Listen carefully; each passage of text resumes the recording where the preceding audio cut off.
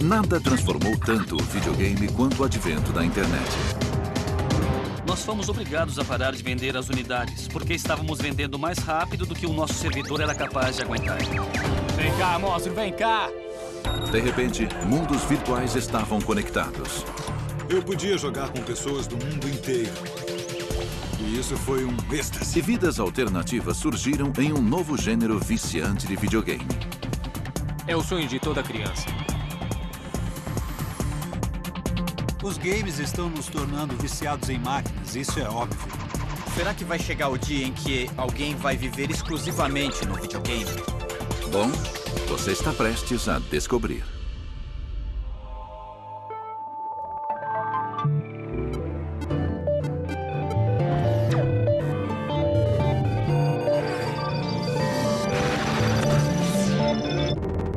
A era do videogame. Nas últimas décadas, o mundo passou por mudanças radicais na maneira como vivemos. E talvez a maior mudança tenha sido na maneira como nos relacionamos com as outras pessoas. Em vez de nos comunicar cara a cara, hoje interagimos em espaços virtuais. Ah, e aí, gostou?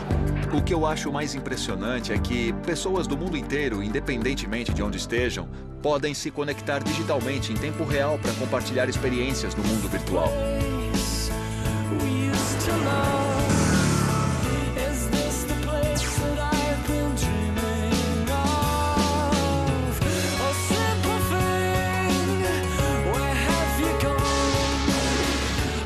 Este novo fenômeno de interação social afetou todas as formas de entretenimento, inclusive os videogames.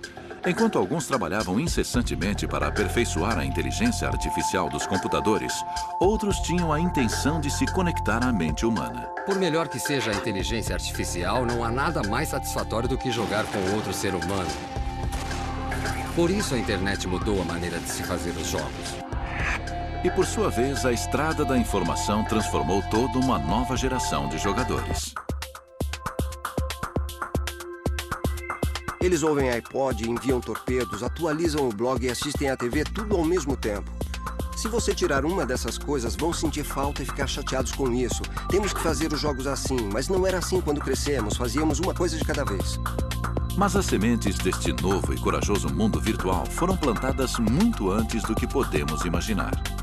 Na verdade, a ideia de internet já existe desde a década de 50. And who knows, the housewife of tomorrow may do her shopping like this.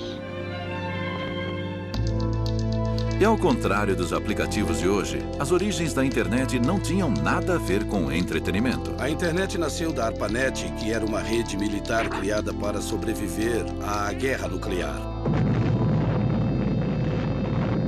A Guerra Fria já havia começado. Dawn of the Space Age.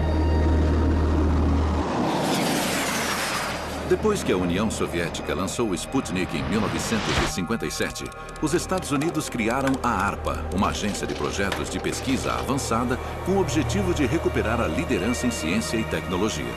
A ARPA logo desenvolveu o IPTO, um centro de tecnologia de processamento de informações.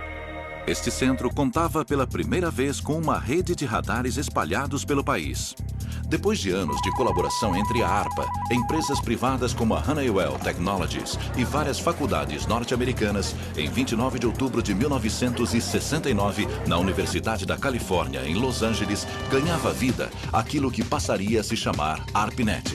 Logo que as pessoas conectaram computadores à distância, começaram a jogar com eles. Richard Bartley e seu sócio Roy Trubshaw, ambos estudantes da Universidade de Essex, no Reino Unido, desenvolveram um jogo inovador que se aproveitou desta nova conectividade. Era interessante poder conversar com algum cara no Japão, outro cara em San Diego e, ao mesmo tempo, com alguém sentado em uma mesa ao seu lado.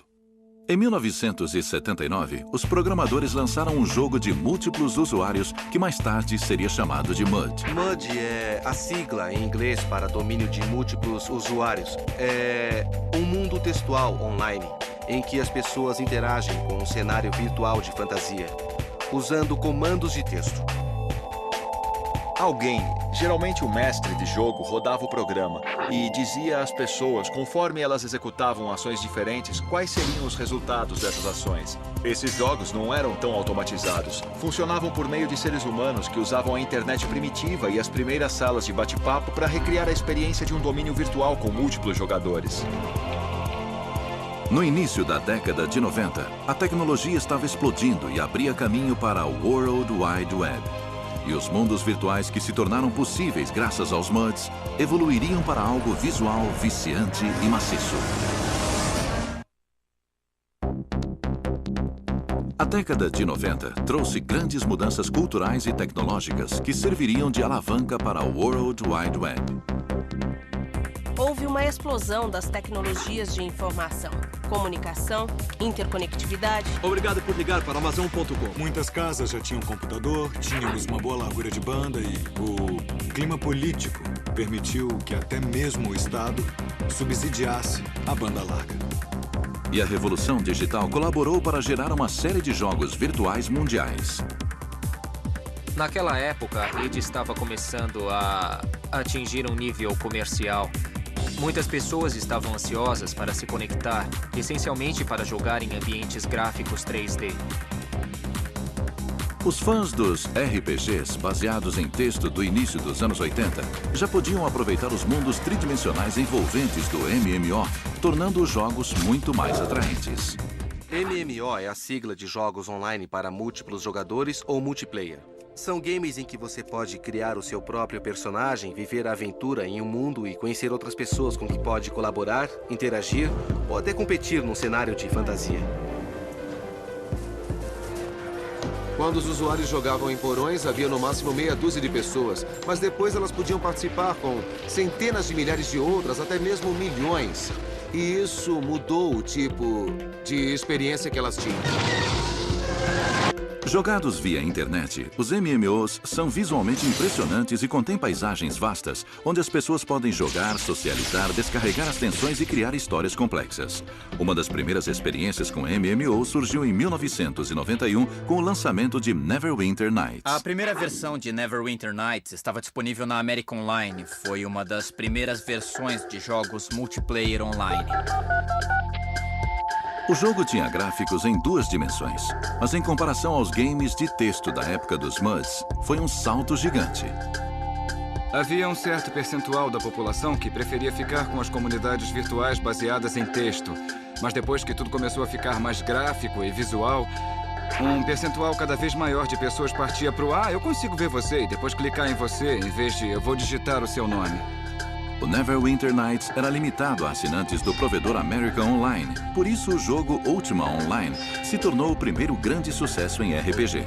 Lançado em 1997, o game tinha um conceito típico de Dungeons and Dragons. Britânia é um dos muitos multiversos que fazem parte de Ultima Online. Ultima Online foi o jogo que provocou uma grande revolução. Ele mostrou o potencial dos jogos multiplayer online e do que podia ser feito dentro das comunidades. E, por isso, esse game foi o avô de todos os outros MMOs que surgiram em seguida. Lord British, que foi o criador do jogo Ultima Online, havia trabalhado durante 15 anos com plataformas PC e Amiga. Depois criou a marca Ultima. Eu acho que ele lançou 8 ou 9 títulos, pelo menos. E todos eles reforçaram o nome da marca e toda uma comunidade de jogadores seguiu cada um dos seus passos. Britânia. A Britânia era um país com várias influências da Inglaterra antiga. O jogo tinha cidadezinhas, era construído com uma perspectiva aérea e divertia muito. Mas o Ultima Online foi logo substituído por um game ainda mais forte que dominaria o mercado de jogos online por muitos anos: EverQuest. A gente apelidou de EverCrack no escritório. O jogo dominava a vida das pessoas. John Smedley, que trabalhava na Sony Computer Entertainment no final da década de 90, convenceu seu patrão a assumir o risco e apostar em um novo jogo multiplayer online. A gente não tinha ideia de onde estava se metendo e de qual seria o custo e nem nada disso. Achamos que não ia demorar muito. 3 anos depois, não sei dizer quanto custou, mas não foi barato.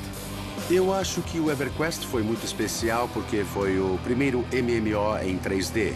Foi o primeiro jogo lançado a apresentar um mundo de fantasia em 3D em que o jogador podia mergulhar e deu uma ideia do que era possível fazer nesse tipo de ambientação. Por ter sido o primeiro game a vislumbrar o futuro, fãs do mundo inteiro fizeram fila para jogar quando EverQuest foi lançado em 1999. Foram tantos usuários acessando no primeiro dia que os servidores não aguentaram, não dava para dar conta, a largura de banda não era suficiente. A popularidade de jogos como EverQuest teve um efeito cumulativo. Quanto mais pessoas jogavam, maior era a divulgação. É difícil saber se são as atividades de jogo ou as atividades sociais que atraem as pessoas, porque elas passam tanto tempo conversando com as outras quando passam no universo das batalhas contra os monstros. Os MMOs, com possibilidades cada vez mais avançadas, atraíram uma grande variedade de pessoas. Muitas delas não se consideravam fãs tradicionais de videogame. Nós vivemos em uma sociedade global e fazemos parte de um sistema que é muito maior do que nós mesmos. E esses jogos satisfazem tanto a necessidade de fazer parte de um sistema maior, como também de controlar um sistema global muito amplo. Nick Yee, um doutorando em Sociologia da Universidade de Stanford, concentrou sua atenção no estudo das dinâmicas sociais que surgiram com os MMOs em um projeto que ele chama de Dédalus. Existem diferentes tipos de grupos. Existem grupos de curta duração que executam uma tarefa durante 5 minutos, meia hora ou 1 hora, que são períodos muito curtos. Mas existem organizações de longa duração chamadas associações, onde existe um líder, vários oficiais de alta patente, 50, 200 ou 250 membros. Você pode jogar do jeito que quiser, mas para que os seres humanos funcionem em grupos, geralmente alguém precisa comandar. E os MMOs são tão realistas em sua dinâmica social que evoluíram dentro de seus próprios ambientes. Nós recriamos o tribalismo das antigas civilizações.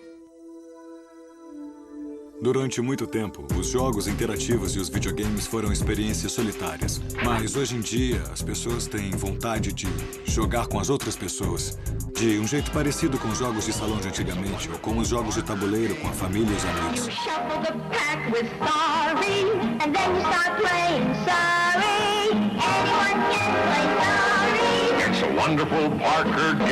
A coisa mais maluca dos jogos é que, de alguma forma, nós usamos a competição para fortalecer os nossos sentimentos de afeto e envolvimento com as outras pessoas. Mas, ao mesmo tempo, nos fazem manter uma certa distância das pessoas enquanto passamos o tempo com elas.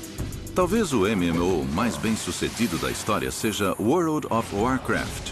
Os gráficos envolventes e o enredo viciante uniram usuários suficientes para criar o seu próprio país. Existe cerca de 7 milhões de pessoas jogando World of Warcraft nesse momento. É um grupo muito grande de pessoas para jogar. A gente joga em um mundo que não acaba quando se desliga o computador, que sempre perdura.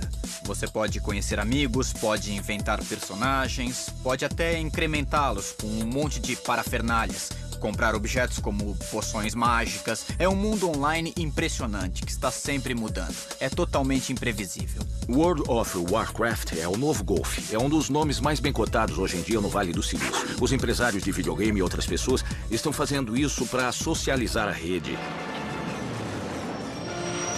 Um novo fenômeno dos MMOs é basear os jogos em filmes que já existem. Star Wars Galaxies foi o primeiro game que arriscou transformar um filme bastante famoso em MMO. Nós criamos o primeiro jogo multiplayer online inspirado em propriedade intelectual pré-existente. Star Wars Galaxies é muito diferente do gênero de fantasia que a gente vê em outros jogos multiplayer online. O universo que George Lucas criou é detalhado, repleto de microexperiências e é baseado em batalhas do bem contra o mal, então acaba sendo um ótimo material para criar um monte de jogos. A parte complicada dos jogos multiplayer online é prepará-los para um público internacional. Afinal, os jogadores não são apenas indivíduos sentados sozinhos em seus terminais. O público global é formado por muitos países, tribos e diferentes visões de mundo. Existe um game coreano chamado Lineage, em que a formação de grupos faz parte do objetivo. Muita gente o considera um jogo muito coreano. É uma expressão da cultura coreana. A maior meta nesse tipo de jogo é entrar em um grupo e ganhar poder dentro deste grupo. E os games online dos Estados Unidos são muito individualistas. Somente a aparição de um estranho poderia salvar Zanzaya da destruição iminente. Embora os videogames tenham uma tremenda legião de fãs, talvez de fanáticos, os críticos deste gênero alertam que os jogos se tornaram bons demais. O segredo para viciar é pensar, eu preciso de alguma peça melhor. Eu quero uma corda melhor, uma espada melhor. Os jogos também envolvem um sistema de recompensas que na vida real não acontece de uma maneira tão direta. Na vida real, se você chega ao trabalho de trem, ninguém vai te dar 5 pontos de bônus por causa disso, e você tem que trabalhar. Sem dúvida, os jogos contam com a colaboração de consultores da indústria dos cassinos. Eles sabem que em algum momento a sua mente vai querer uma recompensa pelo trabalho que você fez. Existe até um site dedicado a ajudar pessoas que ficaram viciadas em MMOs. Um deles, em particular, foi idealizado por uma mãe que acredita ter perdido o filho para um dos jogos multiplayer. Ele não conseguia parar de tão poderoso que o jogo era.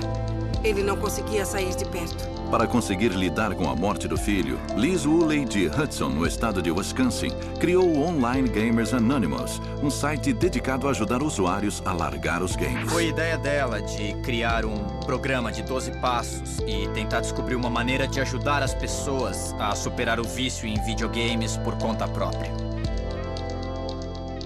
Na China, os militares são pioneiros em um novo programa de tratamento contra a dependência que tenta afastar os jovens dos videogames. Você pode ir longe demais. Com certeza, os jogos multiplayer online têm sido exemplos disso. As pessoas param as suas vidas normais para poder jogar esses games, em vez de viver no mundo real. Se você não é fã de videogame e de repente vê o seu filho completamente absorto por uma mídia que não faz sentido para você, é uma experiência assustadora. Eu não culpo os pais por ficarem preocupados ou em pânico. Eu só acho que a gente não fez um bom trabalho de educação sobre o que é essa nova mídia e sobre o que os jovens sentem quando jogam. Não é escapismo. Escapismo não tem nada a ver com isso. É a capacidade de se tornar aquilo que você realmente é. Como é que alguém não se interessaria por isso? Essas crianças estão aprendendo a planejar, a organizar comunidades inteiras de pessoas e estão aprendendo a ser democráticos. É muito diferente do que aquilo que a aparência pode sugerir. O usuário sabe que está explorando coisas que não são pessoas reais. Ele está em uma situação segura para trabalhar com as suas emoções porque tem certeza absoluta que não tem ninguém ali. Então ele pode aprender com as próprias emoções. Pega o cara! É o oposto de um sociopata, uma pessoa que não consegue fazer a distinção.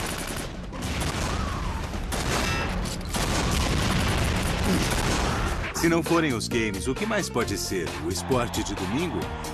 Existe sempre uma atividade social para culpar, mas quer saber?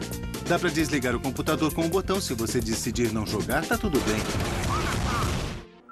Sir, will you hold on just a minute? Someone else is trying to reach me.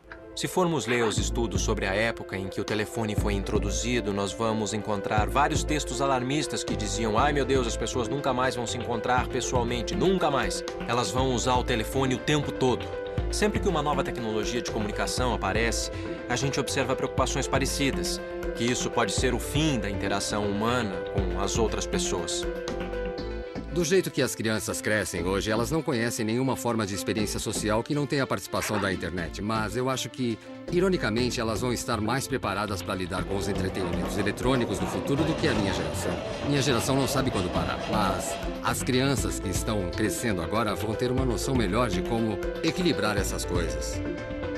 Ouvimos histórias de pessoas que jogaram por 18 horas. Histórias de pessoas matando as outras para conseguir objetos pro EverQuest ou pro World of Warcraft, porque os amigos os venderam no eBay. Mas isso foi no começo.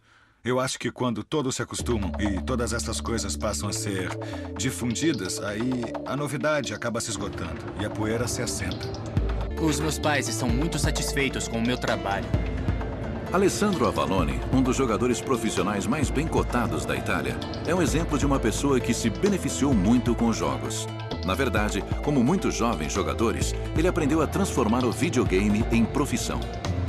Eu viajo pelo mundo, eu me divirto muito e eu até estou ganhando um bom dinheiro. O advento de torneios multiplayer não abriu caminho apenas para grandes convenções, mas também para um circuito competitivo que oferece milhões de dólares em prêmios e gratificações todos os anos.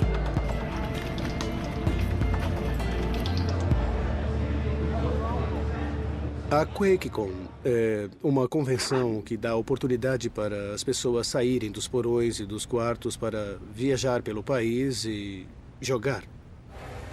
Vem cá, monstro, vem cá! Ah! Realizada uma vez por ano na cidade de Dallas, no Texas, a QuakeCon oferece 100 mil dólares em prêmios e atrai visitantes de várias partes do mundo. Eu e minha equipe vamos jogar contra a equipe do Fatality e nós vamos ganhar deles. Nenhum jogador é tão famoso ou temido quanto o pentacampeão Jonathan Wendell, mais conhecido pelo pseudônimo de Fatality. Oi.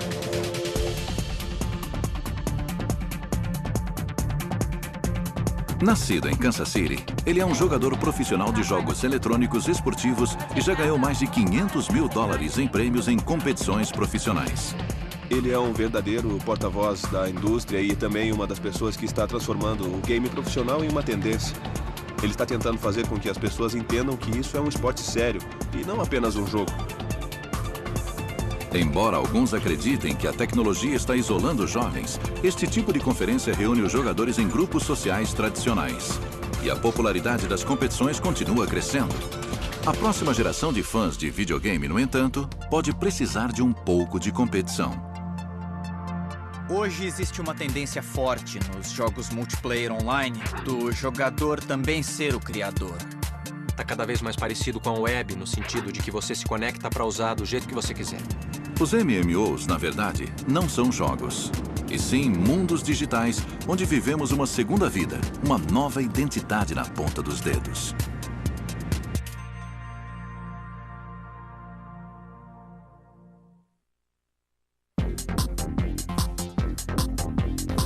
A internet lançou uma onda de jogos com espada e feitiçaria e mudou para sempre a maneira de jogarmos juntos. No entanto, o consenso entre os programadores é que a próxima geração de videogames não terá nada a ver com jogos. Para quem usa a internet, eu posso explicar que é uma internet tridimensional e com outras pessoas.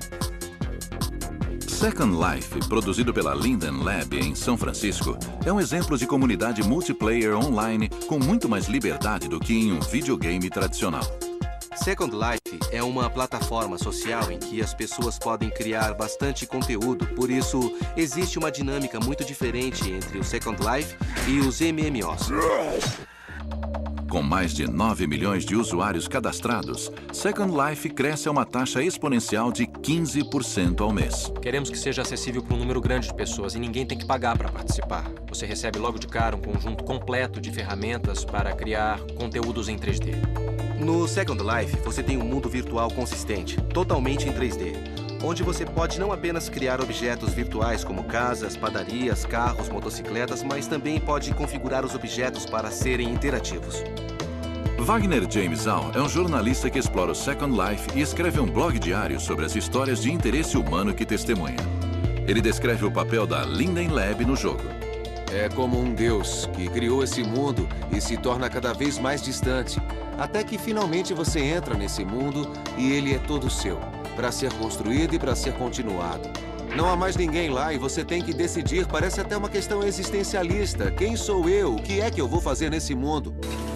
Muitas pessoas trabalham em empregos que consideram insatisfatórios, ou até mesmo cansativos, opressivos e entediantes.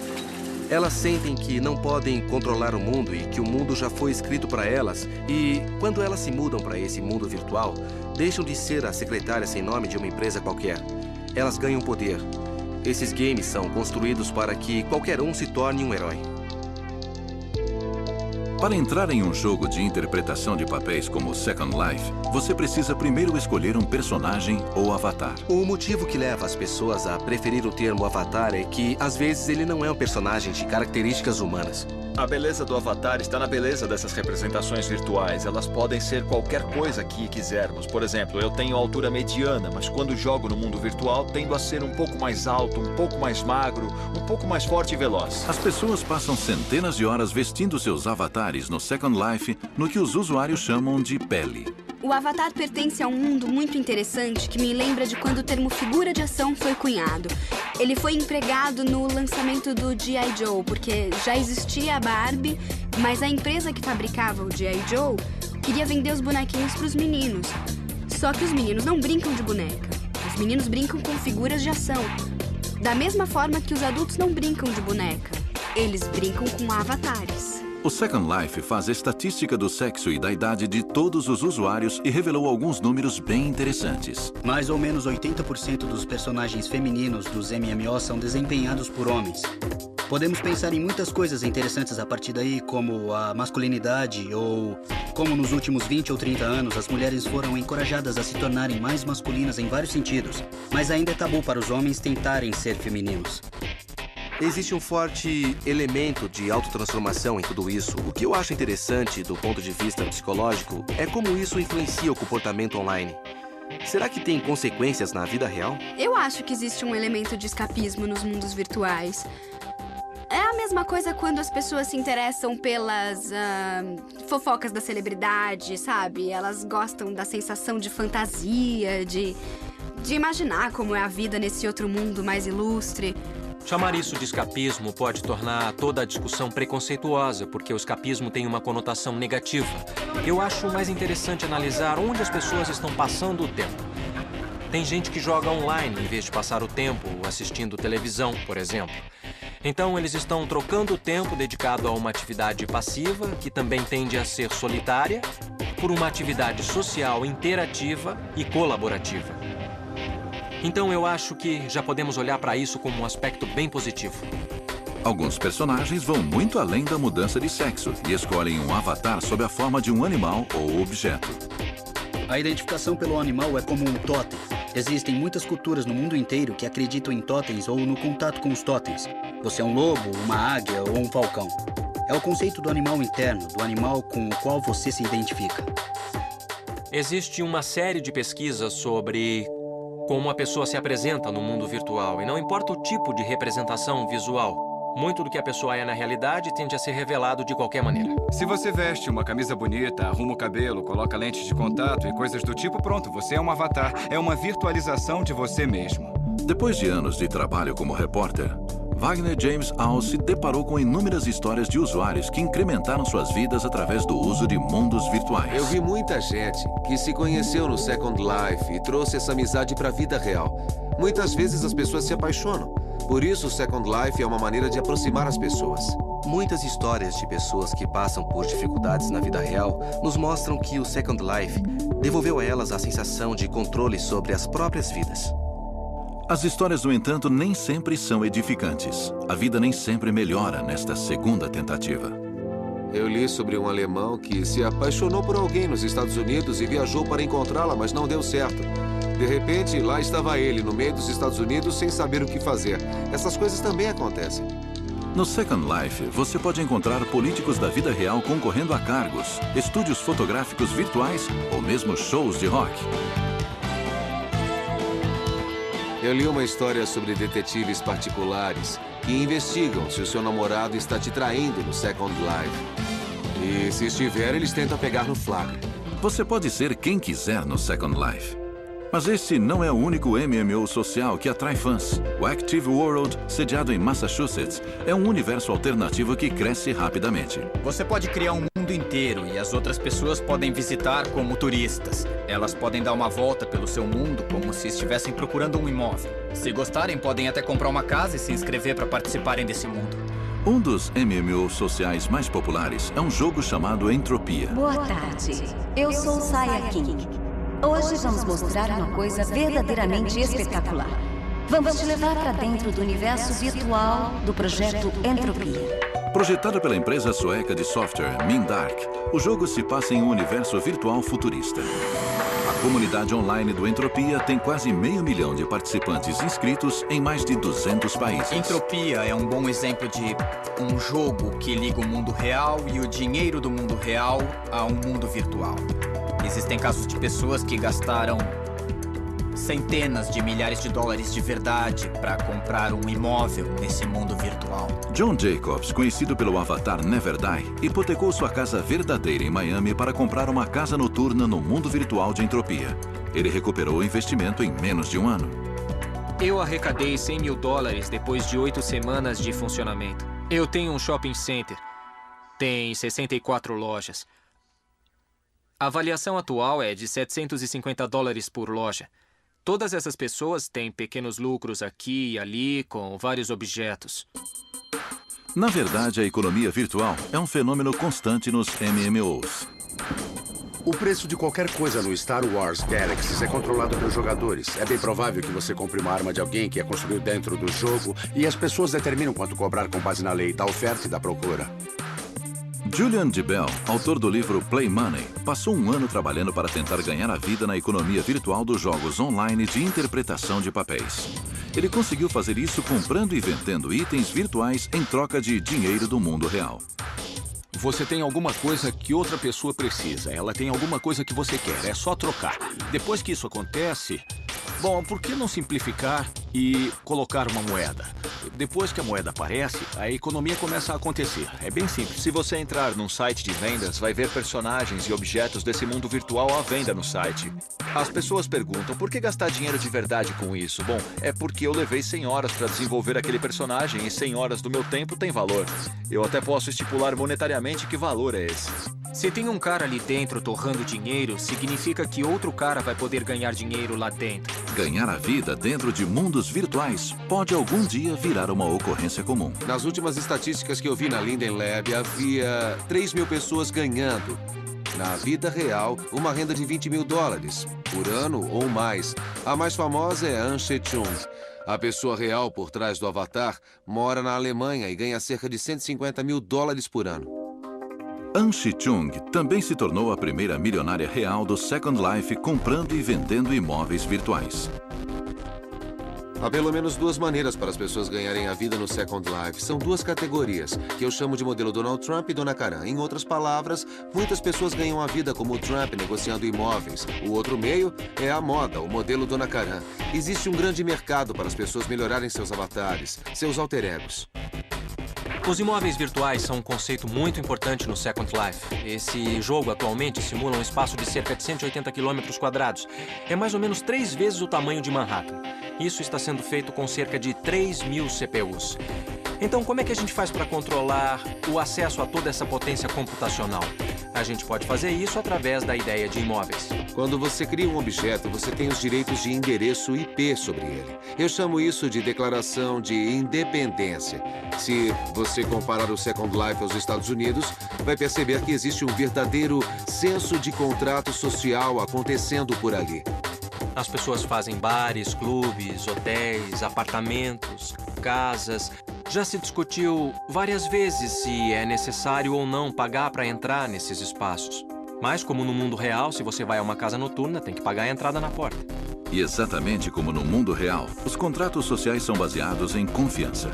Algumas empresas trabalham como intermediárias para comprar e vender bens virtuais. Você confia em alguém para te entregar esse ouro virtual e também existe a questão da eficiência. Quanto você demora para me entregar esse ouro?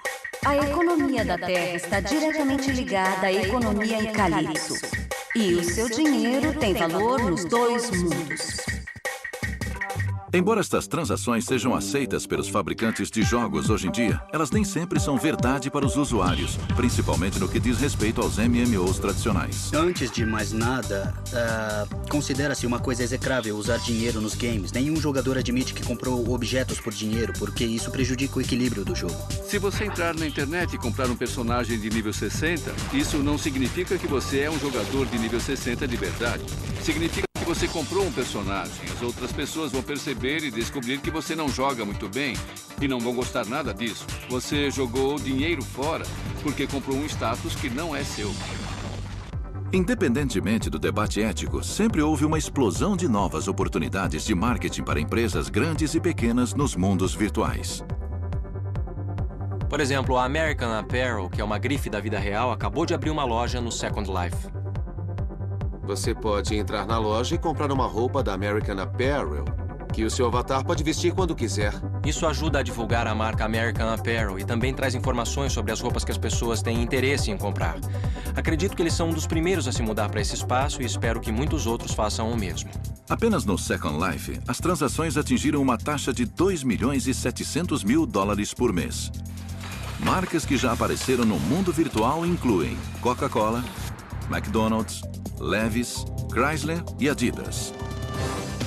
É assim que o Second Life pode se tornar a próxima geração da web. Em vez de entrar num site como o Amazon ou outro, ou interface em 2D, você pode entrar em uma versão virtual da Amazon e dar uma olhada no livro que quer comprar antes mesmo de fazer o pedido. Até mesmo pequenos negócios estão encontrando oportunidades em ambientes multiplayer. Scott Rongling, diretor artístico da trupe de teatro The Next Arena de Los Angeles, está promovendo a mais recente peça da companhia no Second Life. Tic. Você ouviu o que eu disse? Ouviram? Então essa é uma peça que trata muito do subconsciente, então a gente achou uma boa mostrar um pedaço dela no mundo virtual. A trupe de teatro conseguiu fazer isso com a ajuda da produtora cinematográfica virtual Studio Shores. Sob o comando dos avatares Silver e Goldie Goodman, os cineastas da vida real estão sendo pioneiros em conteúdo neste mundo virtual. No Second Life, a câmera pode flutuar para onde você quiser. Isso torna a realização do filme uma maravilha, por causa dos ângulos e dos movimentos que você pode captar. Existem várias maneiras de ganhar dinheiro nestes mundos virtuais. Julian Debel teve o bom senso de vender o seu livro sobre economia virtual dentro de uma economia virtual. Ele está vendendo cópias do seu livro no Second Life. É o livro completo e ele pode autografar para você porque a tecnologia permite que o avatar autografe o livro. As pessoas da comunidade econômica estão até começando a rastrear estas transações virtuais. Depois que os valores são levantados e você entende quanto dinheiro está sendo gerado, como economista, você pode dizer com confiança que o EverQuest tem um produto interno bruto de 135 milhões de dólares por ano. O PIB per capita do EverQuest é mais alto do que o da China ou da Rússia.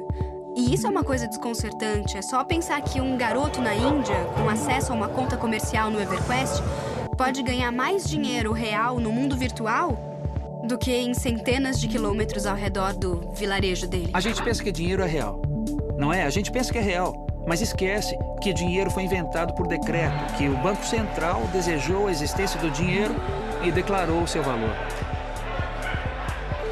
Eu considero o dinheiro como a primeira tecnologia virtual, porque ele substitui outras coisas que não estão presentes, mas que você pode projetar em sua imaginação e em seus desejos.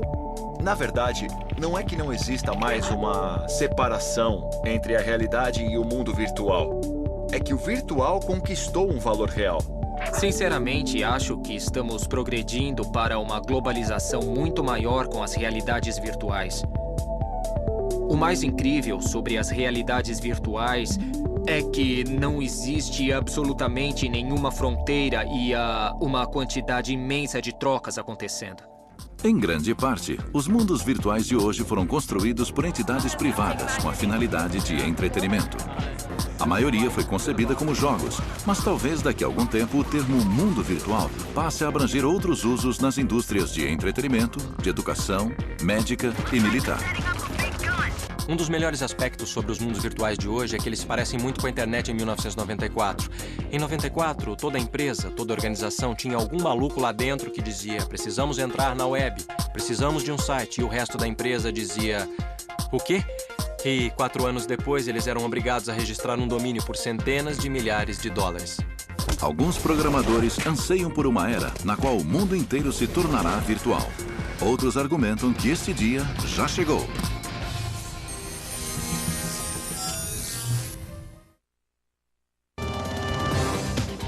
Quase 50 anos depois de seu surgimento, o videogame ainda está crescendo e evoluindo. Eu acho que hoje os videogames se tornaram muito mais poderosos. Eles estão muito mais complexos do que eu poderia ter imaginado. As simulações da realidade estão ficando tão boas que parecem até mundos diferentes. Acho que estamos apenas começando a entender as possibilidades do videogame. Já ultrapassou o cinema. Segundo uma previsão do banco Bear Stearns do ano passado, vai ultrapassar a música ainda este ano. E na projeção a longo prazo, em 2008, os games vão faturar mais do que as duas indústrias juntas. A combinação de belas paisagens tridimensionais, técnicas avançadas de narrativa e a oportunidade de permitir que o usuário seja autor de sua própria experiência ajudaram os videogames a se transformar na forma dominante de entretenimento em todo o mundo. E é uma mídia que só vai melhorar no futuro. Vamos continuar vendo videogames de luta, de interpretação de papéis, de plataforma, de esportes, e ainda vai aparecer alguma novidade que vai surpreender todo mundo. Também estamos trabalhando com outra tecnologia chamada euforia, que simula a maneira que nosso sistema nervoso reage quando é submetido a algum tipo de impacto. Eu acho que nos próximos anos o avanço vai chegar a um ponto em que você vai parar dentro do computador, ou uma versão sua estará dentro dele. Este sempre foi o caso dos jogos. Mas cada estágio da evolução aproximou os jogadores do sonho lúcido que o videogame se tornou hoje. Primeiro, a interface precisou evoluir para nos jogar dentro da experiência. Depois, os personagens nasceram para nos manter envolvidos com esta interface. Em seguida, esse mundo precisou crescer ao nosso redor para que pudéssemos sentir as possibilidades da mídia. A essência do jogo teve que nos perturbar e despertar nossa imaginação ao mesmo tempo. Fale depressa. Adeus. Os videogames de amanhã nem sempre nos desafiarão. Em vez disso, vão nos transportar para onde quisermos. Quando os nossos celulares ficarem mais potentes, vão existir muitas outras maneiras para as pessoas poderem passar uma parte de suas vidas no mundo virtual, se assim desejarem. As pessoas que iam para casa correndo para jogar Tetris no computador, hoje estão vendo seus filhos jogarem no celular ou em aparelhos portáteis. Como é que toda essa mídia interativa pode se tornar uma maneira das pessoas se relacionarem entre si? De comunicar suas emoções, seus valores e seus interesses culturais para outras pessoas. No fim das contas, não vai ser mais uma questão de gráficos. Vai ser uma questão de saber se essa é uma mídia que as pessoas podem usar para comunicar os seus interesses para as outras. Agora nós estamos trazendo a experiência do jogo para perto de nós. Eu acho que isso está acontecendo cada vez mais porque os games estão permeando o resto das nossas vidas. Querem saber a minha sugestão? Bom, eu sugiro que as pessoas mergulhem fundo se quiserem imergir nesse mundo virtual. Eu acho que em algum momento não vai mais haver barreiras entre a realidade e a realidade virtual. Eu acho que as barreiras convencionais vão desaparecer e tudo vai ficar interligado no futuro. O problema dos videogames e dos nossos ambientes de jogo é que eles fazem a gente pensar que o mundo em que vivemos, quando não estamos jogando ou quando não estamos vendo TV, é o mundo real. Nós vivemos em um universo muito programado. E apesar de não ser como no filme Matrix, também não é aquilo que parece. Eu acho que a realidade continua sendo realidade e os jogos são apenas jogos. Eu não acredito que o mundo dos games vai tomar conta das nossas mentes e vidas. Muita gente, na minha opinião, gosta de mergulhar fundo em certas ideias que parecem ficção científica e acabam sendo exageradas. Mas nós somos humanos, no final das contas. Eu acho que não houve um único momento na história da humanidade em que nós não estivéssemos vivendo em um mundo virtual. Acho isso tudo uma bobagem. É uma tempestade em copo d'água dizer, nossa, hoje estamos no mundo virtual, nós temos a linguagem. Se você contar alguma coisa que aconteceu na semana passada, em Sumério Antigo, para alguém que você não conhece, então a pessoa vai tentar imaginar o que foi que aconteceu. Então isso não é virtual. É da natureza humana. A ideia de que as pessoas vivem em um mundo virtual não é futurista. Está acontecendo agora. E existe toda uma cultura, hoje em dia, em torno dessa ideia de mostrar seu valor e a sua identidade como pessoas nesses outros mundos de fantasia. A cada ano, novos jogos são programados para substituir os antigos. Cada versão nos torna mais próximos de um mundo digital quase indistinguível do nosso próprio mundo. Algum dia, poderemos levar nossas vidas e experiências inteiramente dentro de um videogame, em um mundo que não existe ou que, pelo menos, não pode ser tocado.